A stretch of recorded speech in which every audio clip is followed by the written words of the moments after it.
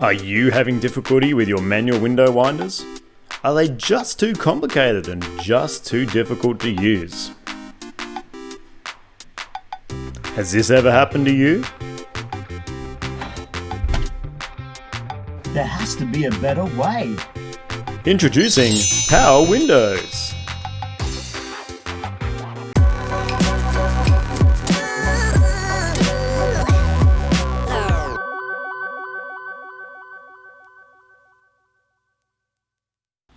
Hey gang, so before we get started, YouTube tells me that 70% of the people that watch my videos aren't subscribed. So if you like any of my content or just want to flip a guy a subscribe, that would be much appreciated. Just hit subscribe, and then if you want to click the bell icon, all that sort of stuff, do that. But yes, the subscriptions really help me. It means more people, it gets higher up in the ranks on YouTube, more people see the videos, and it helps me make more content. So please do that.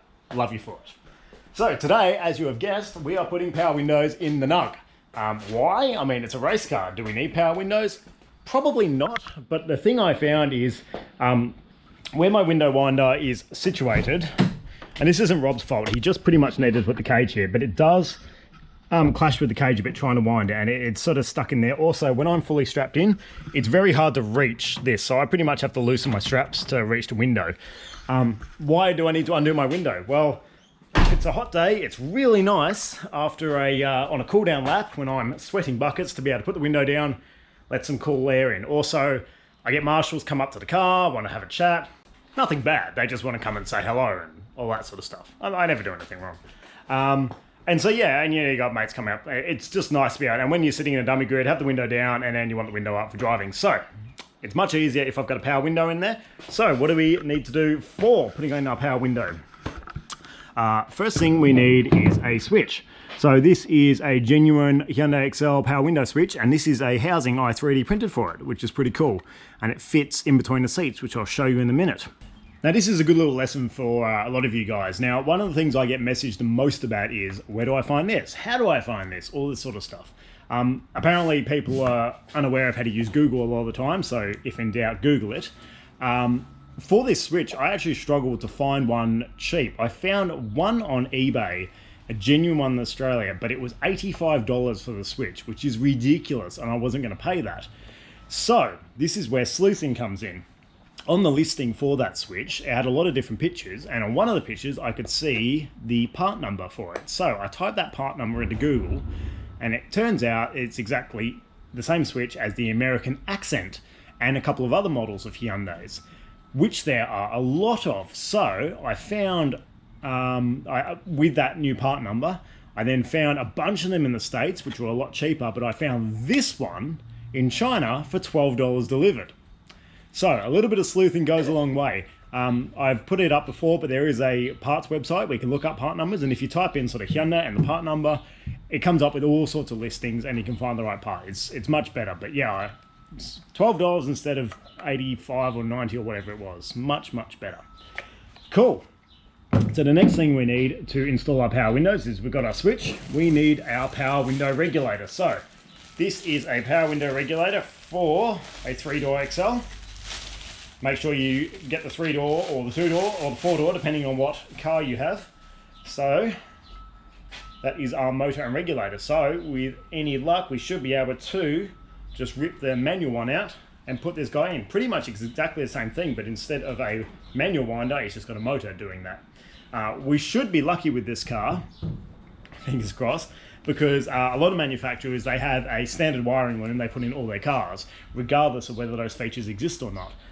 There is the connector cable for the power window switch in the center console. It does have the bits for the fuse box, and it does have the cables going into the door. So with any luck, we should just be able to plug it all in. The only thing it was missing was the relay for the power windows. So thanks to our mate Shane, who's also building an XL, he actually pulled some out of his spare parts car and sent them over, because they're the same as the window demister, I want to say, but it's the same part number. So he had a spare one of them and sent it over. Thanks Shane, you're a legend. And so hopefully that works, and it all should just plug and play.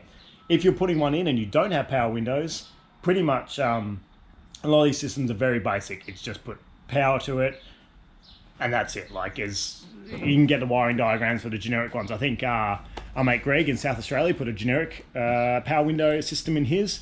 and I'm sure you could message him and ask him about it, but I'm pretty sure it just comes with a basic instruction manual. Just run the wires. All you need is 12 volt, run it off your accessories or your on switch, and that's about it. But luckily, hopefully we don't have to do that. So anyway, first thing we need to do is not jack up our car. We need to take off our beautiful aluminium door panel. So we've got all the screws here, and then we can get stuck in and see what's in there.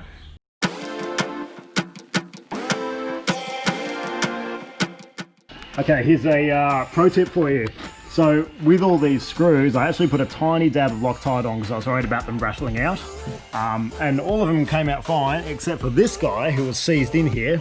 And unfortunately, the Allen key head stripped on it. So what I did, I got our grinderette with a thin blade and just cut a slot in it. And then that way you can get yourself a flathead screwdriver in it and undo it. Obviously the screw's now buggered, but it's not stuck in there anymore. Now we can get a new one for it once it's out. Simple.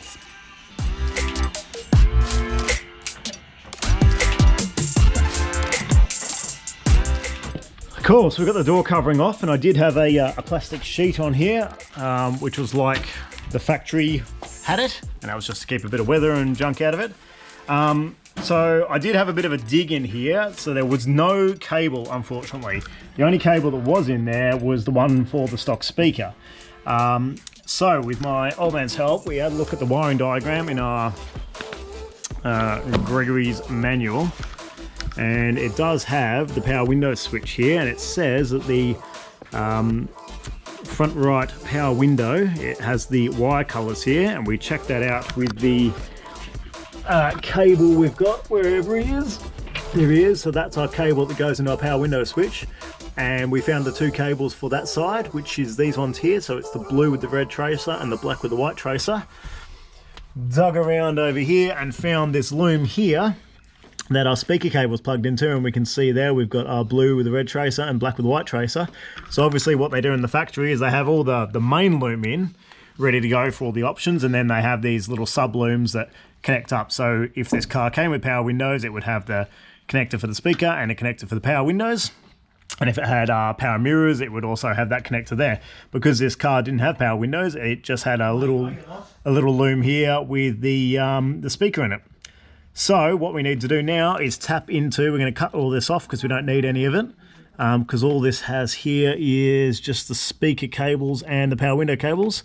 So we can cut that off, and we're going to connect up. We've got some bullet connectors here, so we'll run that, and we'll run the loom through the stock grommet, this nicely painted semi-nugget blue, into here, and then we can connect it up to our window regulator. Now unfortunately we don't have obviously the factory plug for the regulator, and as much as this pains me, I'm going to have to cut this back and solder directly to it. I would love to have a nice connector, but we don't have it. So let's get it done.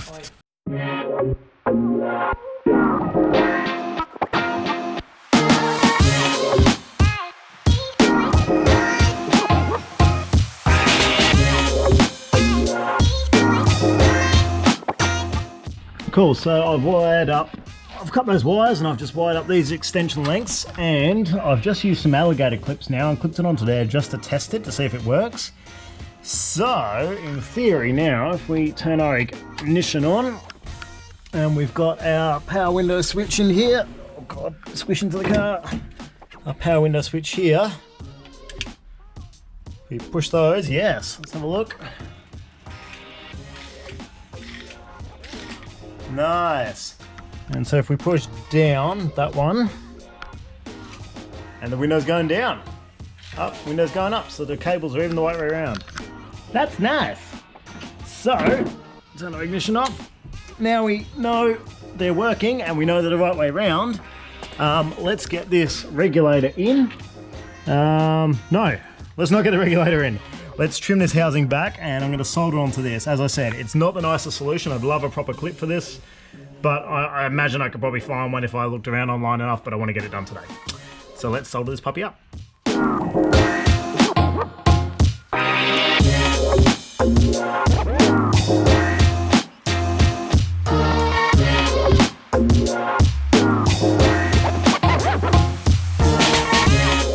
There we go, connectors are all soldered up, and now I'm going to wrap the whole thing and make a loom with Tessa tape. So it's all nice and neat, and then we'll just have those two little connectors that'll go through the grommet and connect up to those guys in the cabin.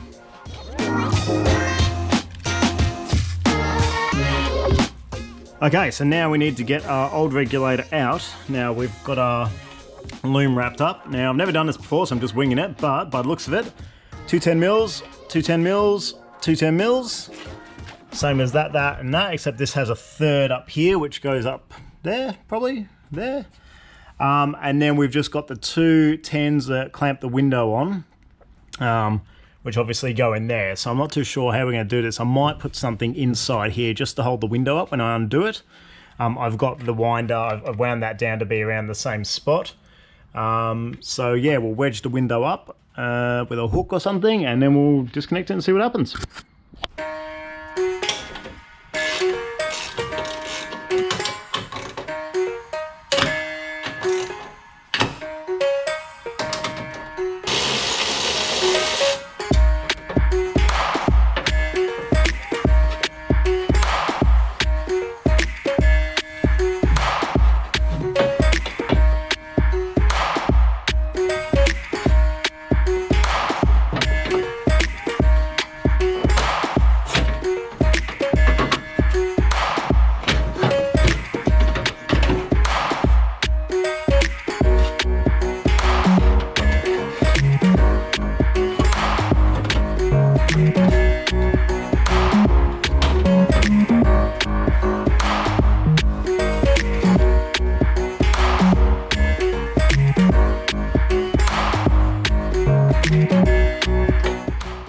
Alrighty, window and everything's in.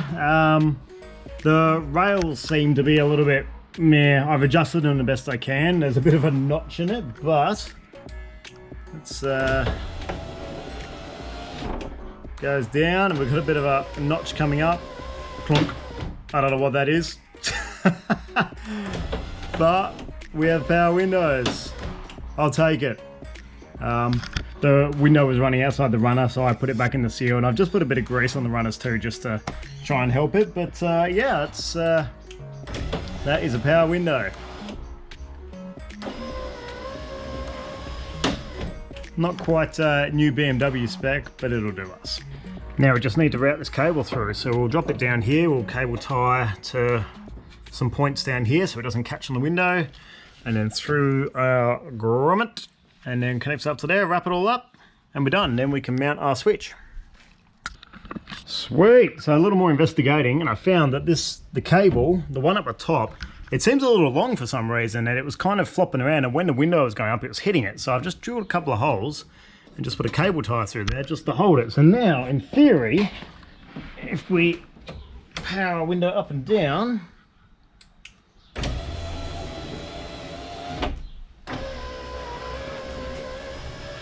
ha! No more clonk. We have a perfect working power window. BMW spec. Nice, stoked. So now all we're going to do is put our panel back on, and then we're going to just mount our switch, which I'll show you in a minute.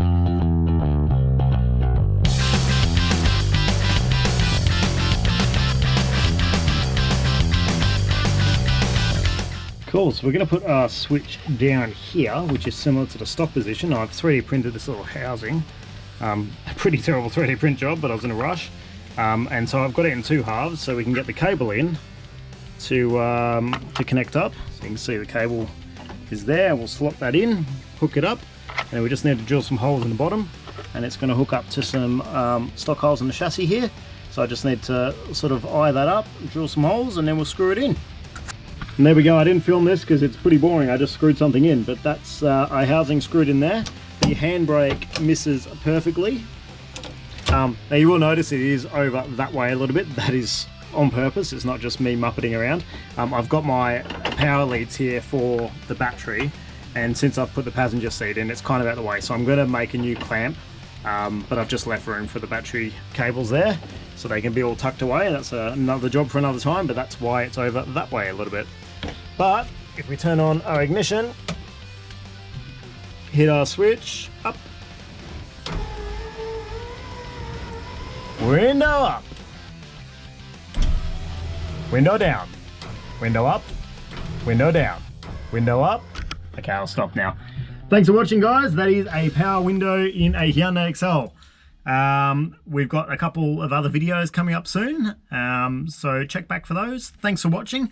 If you haven't already and you're into cars, join the Nugget Project Workshop on Facebook. It's a little group I've started with a bunch of like-minded people. It's not for XLs, it's for anybody who likes cars who isn't a douchebag. So if you're going to come on there and be an idiot, don't. I'll kick you out. But if you want to be a nice person, come in and chat about cars, show us your projects, ask questions, then I would love you to join. So the link is on the Nugget Project Facebook page. We'll see you on there. We'll see you next time. Thanks for watching. There has to be a better way.